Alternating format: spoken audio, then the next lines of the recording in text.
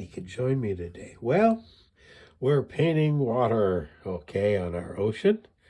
And I'm just using a little rocking motion like this. See?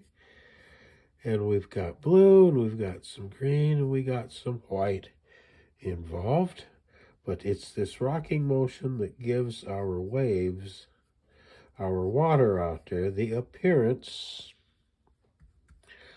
of troughs of waves and stuff like that.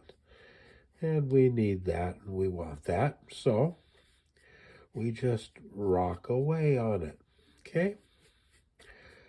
And we're going to protect our waveform here. We need to do that, for goodness sakes.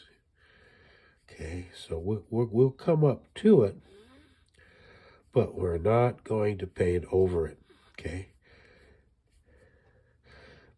See, a lot of people, when they paint water, they just want to make it flat.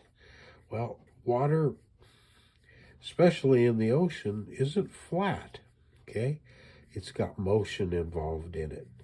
And it's up to us as artists to get the motion going in the water, okay?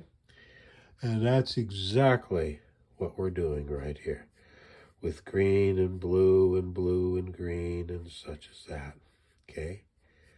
Just like this. Now tomorrow, we'll actually begin to work on the waveform itself, which we are leaving untouched in here. Okay, we don't want to mess with it. We have plans for it. We do. And tomorrow we will execute those plans. So if you're painting with me, just rock your waveforms in just like this. And tomorrow we'll begin to work on the wave.